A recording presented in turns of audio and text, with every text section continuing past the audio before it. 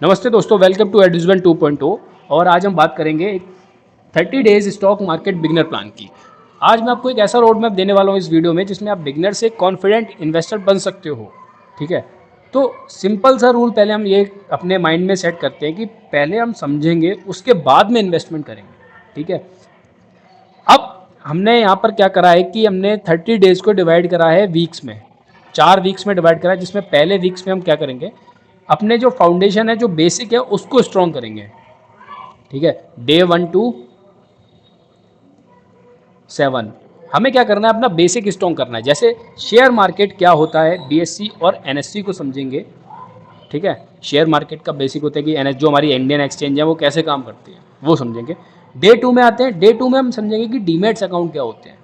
ठीक है, demat account और ट्रेडिंग अकाउंट में क्या फ़र्क होता है, ठीक है, क्या डिफरेंस होता है, वो समझेंगे। कि थर्ड थर्ड डे में हम समझेंगे कि मार्केट टाइमिंग्स और ऑर्डर्स क्या होते हैं। ठीक है, थर्ड डे में हम क्या समझेंगे, मार्केट टाइमिंग्स और ऑर्डर क्या होते हैं, किस टाइप्स के ऑर्डर होते हैं, मार्केट ऑर्डर क्या होता है, लिमिट ऑर्डर क्या होता है, स्टॉप लॉस ऑर्डर क्या होता है, वो सारी चीज़ समझेंगे।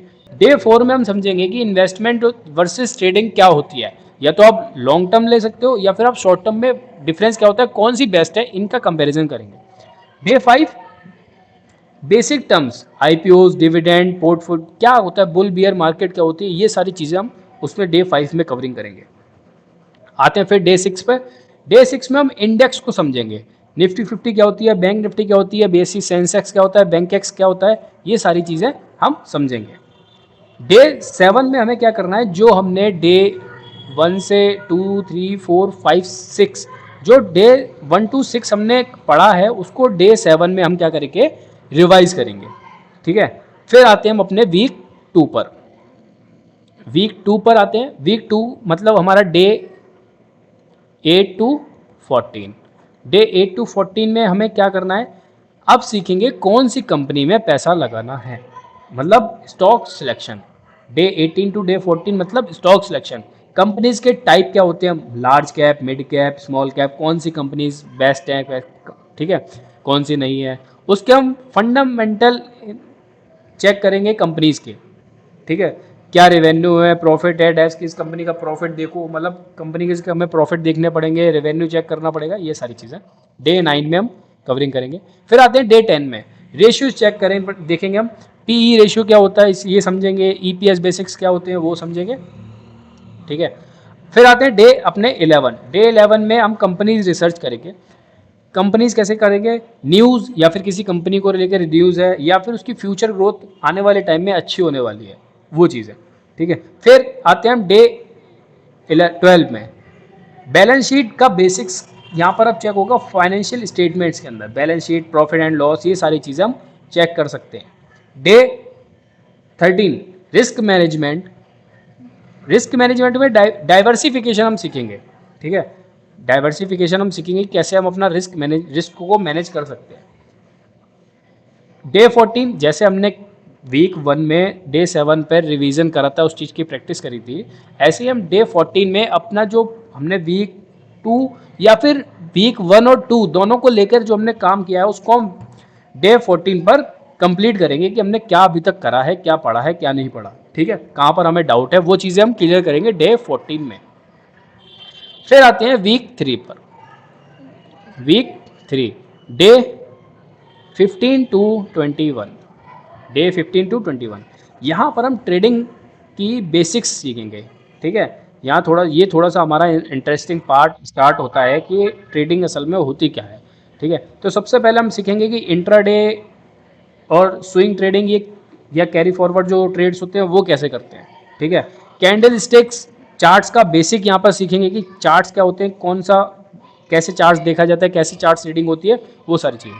सपोर्ट एंड रेजिस्टेंस का बेसिक सीखेंगे यहाँ पर, इंडिकेटर्स, मूविंग एवरेज, ये सारी चीज़ें करेंगे हम। Risk management, 1 trade is equal to 22% risk, मतलब अगर आपने 1% इसको हटाओ,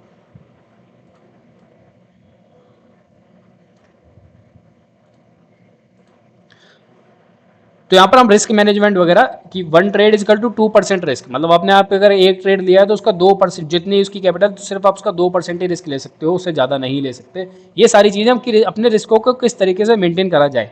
सेम 21 डेज पे हमें क्या करना है, वही चीज़ अभी तक जितना हमने पढ़ा है सेम वही प्रैक्टिस, क्योंकि प्रैक्टिस सबसे ज़्यादा इंपॉर्टेंट है। अगर आप बिना प्रैक्टिस किए कि आप पढ़ते जाओ और पढ़ते जाओ, सिर्फ कोई प्रैक्टिस नहीं कर रहे हो, कुछ नहीं कर रहे हो, तो उसका कोई रिजल्ट नहीं आएगा। ठीक है, जो वीक हमारा 3 है वो सबसे ज़्यादा इंपॉर्टेंट है हमारे लिए। यहाँ गलती हुई तो लॉस आपका पक्का है, जिसमें से हमारा सबसे इंपॉर्टेंट वीक 3 में डे 20 है, रिस्क मैनेजमेंट। ठीक है, तो इस पर ज़्यादा ध्यान देना। फिर आते हैं हम अपने लास्ट वीक पे, वीक 4 डे 22 टू 30।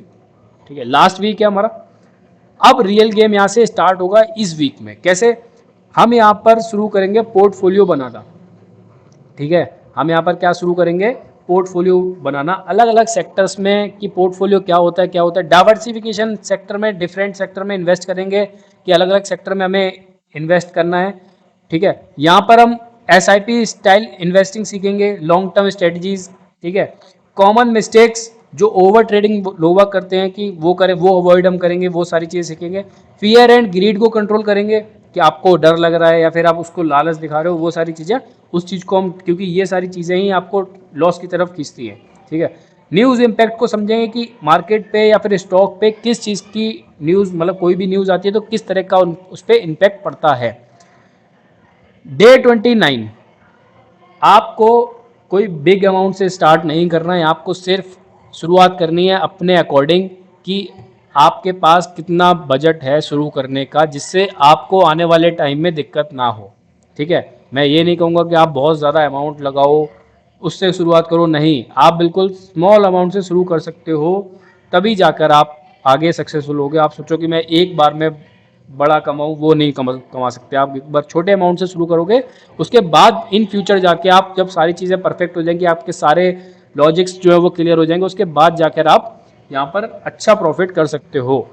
तो छोटा स्टार्ट करो और बड़ी लर्निंग करो। अगर तुमने ये 30 डेज ऑनेस्टली फॉलो कर लिए तो तुम बिगनर से स्मार्ट ट्रेडर बन जाओगे। याद रखो, स्टॉक मार्केट के लिए डिसिप्लिन प्लस कंसिस्टेंसी बहुत ज़्यादा आपको दिखानी पड़ेगी, तभी जाकर आप प्रॉफिट कर सकते हो। अगर तुम्हें ये रोड मैप यूजफुल लगा हो तो लाइक करो और चैनल को सब्सक्राइब करो, क्योंकि हम 30 डेज इसी पर शुरुआत करने वाले हैं।